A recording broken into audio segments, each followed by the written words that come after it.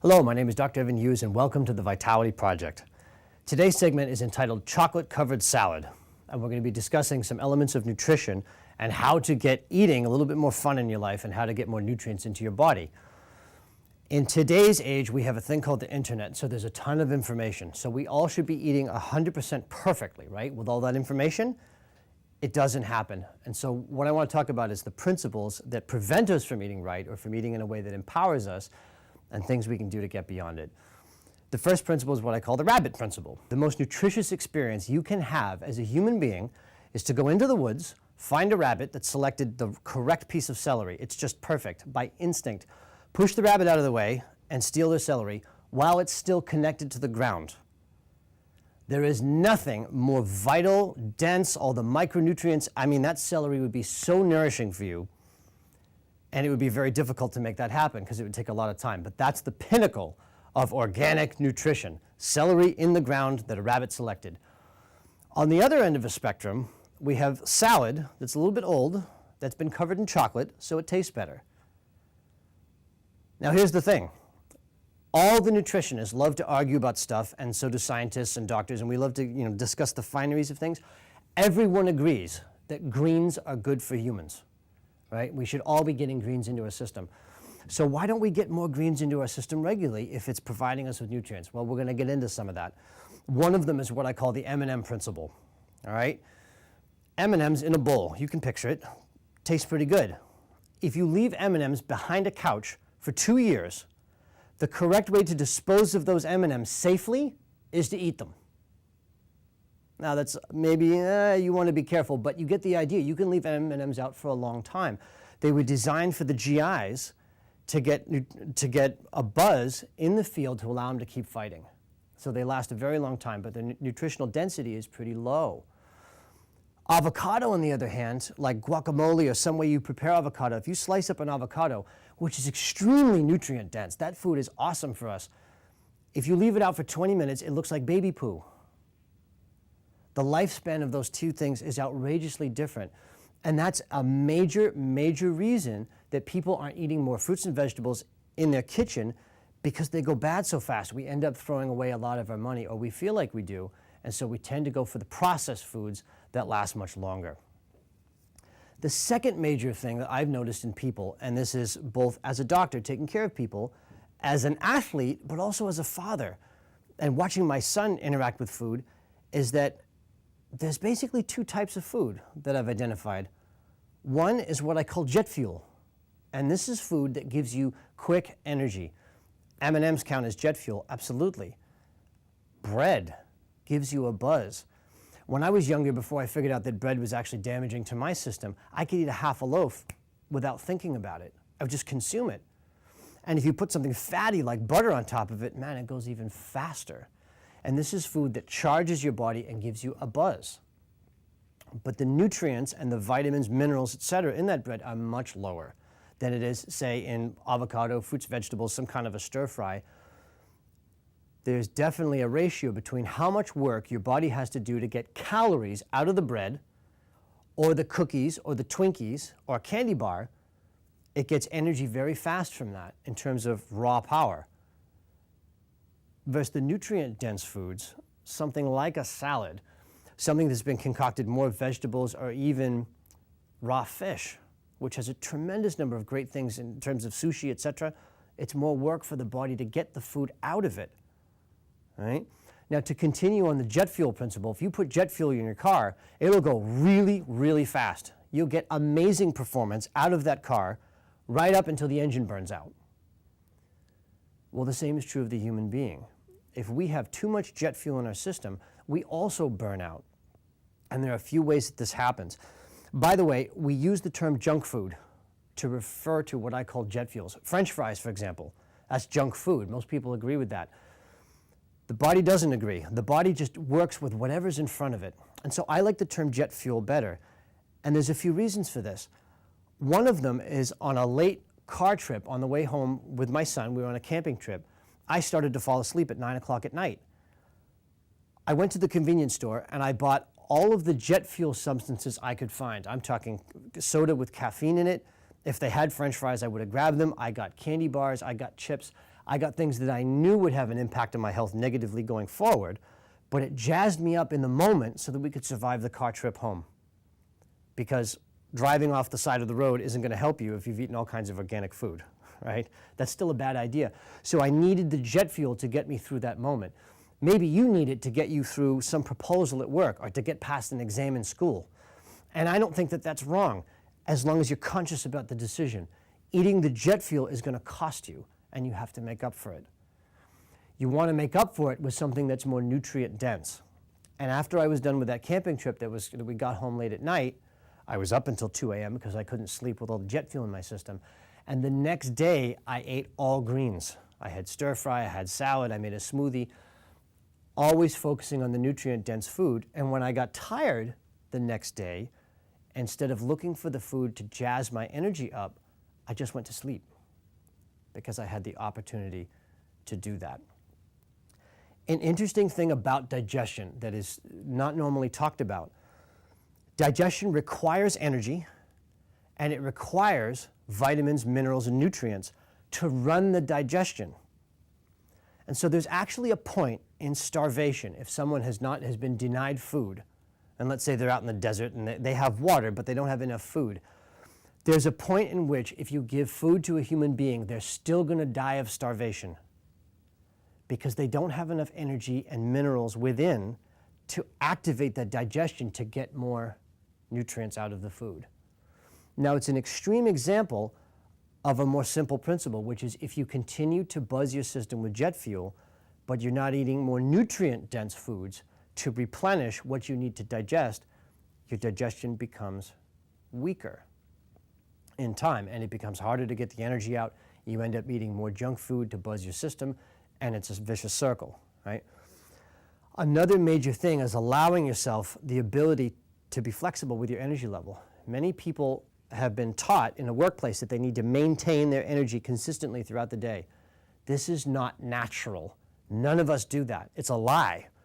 All of us go through different phases of wakefulness and sleepiness, intense productivity, and what some people will call laziness. We come up and down throughout the day, and that's natural. And recognizing it instead of trying to buzz it up with jet fuel is a big step. It's not always easy, and it isn't always possible, but it's a major thing to go for.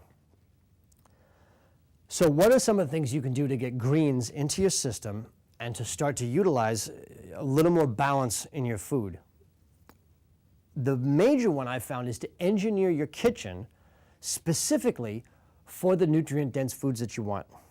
So one of the principles that my significant other and I use in the house is if we're going to eat jet fuel, we go out and get it. And there's a ton of it there, right? But everything in the food, it's filled with vegetables, fruit, we do meat, etc. And you can concoct your own formulas for what you like to eat based on your own biochemical individuality and what you've determined works for you in your life. But we've cleared a section with a cutting board, and I love to use a wok. And there's an entire section of the kitchen specifically for vegetables and nothing else, and it gets cleared regularly. A very simple thing. I love to eat at Chipotle, and I love the way they have their preparation set up. All the veggies are there, the rice is there, the beans are there. I can see it in my head. And there's a person cutting in the back. There's space for everything. Preparing a salad or preparing a stir fry takes a lot more space than opening a bag of M&Ms, right? Now again, M&Ms aren't bad, but they're going to cost you, right? They don't cost you time. They cost you in terms of the nutrients and the minerals that you then have to replace later. This is significant. Another thing about making a difference in your diet and what is it you're eating, and when you move to more nutrient-dense foods and away from things like breads, is you will become grumpy. Why? Because change is hard. Change is hard emotionally, it's change mentally, but the cells also have to adapt. I'm going to get technical for a minute. There are three major pathways for energy: fats, carbohydrates or sugars, and proteins. And those three pathways for energy in our body and in our metabolism are just like a muscle. If you get good at using one, the other ones become less used and they're not as efficient anymore. And in the United States, our sugar-carbohydrate pathway inside of metabolism is fantastic. Everybody's eating a ton of it, right? And so if you begin to shift towards nutrient-dense foods that have different balances of fat and protein, the carbohydrate pathway will say, what about me? And the body will take a little bit longer to get the nutrition out of it as you shift how you're eating because you shifted your kitchen, right? The only thing I can say is two things. One, be patient, and two, no blame. If you begin thinking about crimes against humanity because you need that candy bar, you have two choices. You can either sit with it and allow your body the time it needs. Maybe it will be a week, maybe it will be a month, maybe it'll be several months to make the internal changes that you need on the cellular level that you've made in your behavior. Bring those two things into alignment. The other one is go have the candy bar. What'd you lose? You'll be the same behavior that you did before that you had adapted to, but you keep the kitchen engineered for the fruits and veggies. What I've also found, and part of this is being a parent, is if you put out a platter of fruit and veggies, it always goes. Cut up apples, cut up celery, etc. People like to munch on stuff, and their hands start working without even thinking about it. And if that becomes the reflex, your cells will slowly get used to that pathway of pulling nutrients out of that food, to the point that after you've done it long enough, you'll begin to crave the M&Ms and the bread and the hamburgers less. And this will become more so. And you don't have to use force and you don't have to use deprivation, right? Now, this is an interesting thing. The word science and the word research and other big sounding scientific words fill people with awe. Wow, this has been researched. It doesn't mean they did it right. And what I find absolutely fascinating about the research that I do now on nutrition is it's based around this fallacy.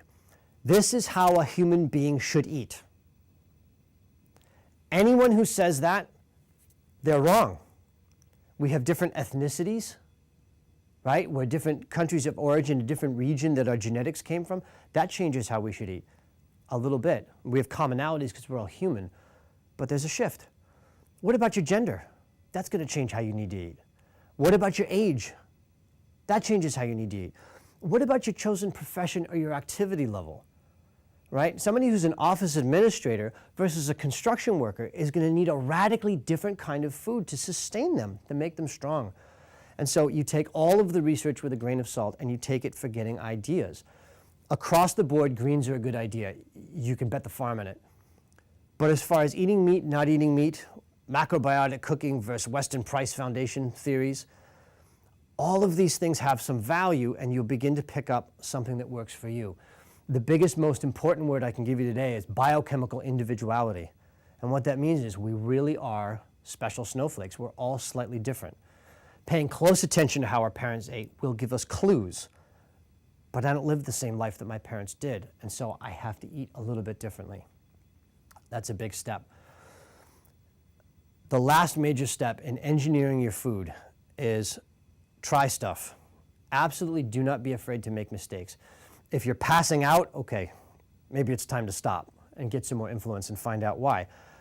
But beyond that, paying attention to when you're hungry, your energy level, your wakefulness, how your muscles feel when you're working out, how your sleep goes, all of the vital functions of the body are affected by the nutrition that's coming in.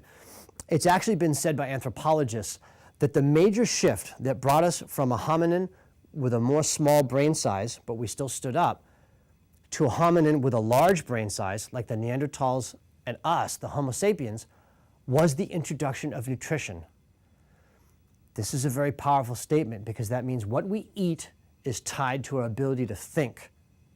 And that makes sense. I don't know about you, but when I get hungry, I get very irritable. And I'm not capable of doing math or communicating with humanity as well. So learning to play with this diet and observe yourself as you shift your nutrition is critical. And because you're an individual, your own personal research is worth a ton more than the most celebrated scientist, because you have a nervous system that is connected to you, that is constantly caring for you and looking. Look at it in the moment, look at the effects over a 3-week period, and look at the effects over a 3-month period. Begin to experiment and maybe have a little bit of fun. One more piece of fun. If you want to look up some humor and nutrition, one of my favorite comedians and someone who inspired me, his name is John Pinette, and he died recently. But if you look up John Pinette on YouTube and diet and exercise, he will make you laugh. You've Gotta laugh and enjoy the change. And I promise you, time spent on nutrition, exercise, and ways to care for your body will always pay you back. My name is Dr. Evan Hughes, and thank you for joining me for the Vitality Project.